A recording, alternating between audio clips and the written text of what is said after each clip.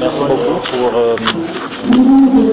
pour ce premier festival international du livre du Gabon. Nous nous sommes retrouvés ici à Libreville du 25 au 27 mai 2022 pour parler du Festival international Livre des Arts du Gabon.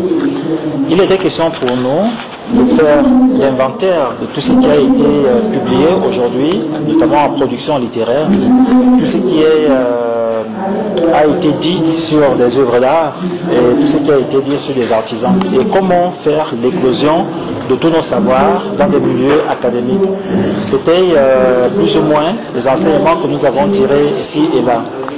Moi, j'ai eu la chance de participer avec des grands écrivains, des directeurs des écoles, des promoteurs culturels qui, ensemble, nous avons essayé de dire des choses qui peuvent servir à la jeunesse de demain, notre jeunesse. Donc, je disais qu'il était pour nous question de répondre à l'interrogation qui nous a été posée, laquelle consistait à demander comment intégrer la modernité dans la pensée africaine. Mais cette question elle-même a déjà une réponse, d'autant plus que la pensée africaine a déjà intégré en elle-même la modernité. Et cette modernité est allée à chercher dans nos arts, dans notre culture, dans notre tradition et dans notre manière de vivre et d'être avec les autres. C'est de l'Afrique qu'est parti le monde et c'est de l'Afrique qui est partie de la science.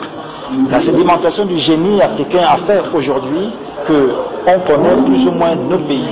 Le Gabon a brillé depuis 2006 par l'éclosion, la vente de ces objets d'art. Pour nous, aujourd'hui, il est question d'appeler les autorités, les pouvoirs publics, de consigner, de prendre en compte cet art, n'est-ce pas, qui est plébiscité ailleurs, mais qui parfois meurt sous son sol. Nous avons été accompagnés des chercheurs, des enseignants, des éducateurs, des artistes, des spécialistes, y compris des directeurs de musées qui ont aimé la manière que nous avons présenté l'ONG Génération Ekan qui a mis en son sein une école culturelle.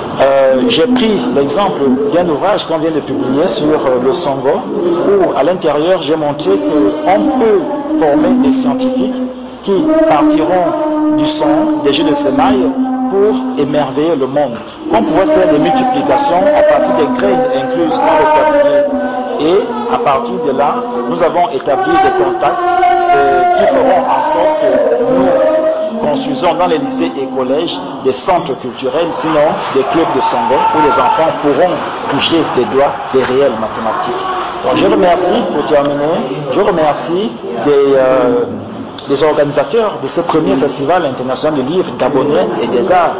Et j'invite également les pouvoirs publics à perpétuer ces événements parce que tant que nous ne montrons pas notre volonté de puissance, il nous sera difficile de faire la promotion de nos savoirs. C'est par la volonté de puissance que nous arriverons à écarter, n'est-ce pas, cet obscurantisme. La promotion culturelle du livre et des arts est une théologie de la révolution des peuples africains dont la vision civilisationnelle a été arrachée par l'impérialisme occidental. Nos ouvrages, livres et arts doivent être dans les mains de nos enfants, nos descendants, pour qu'ils ne revivent pas l'amnésie qui nous a rendus si vulnérables. Je suis Venant Debomam, promoteur culturel et écrivain.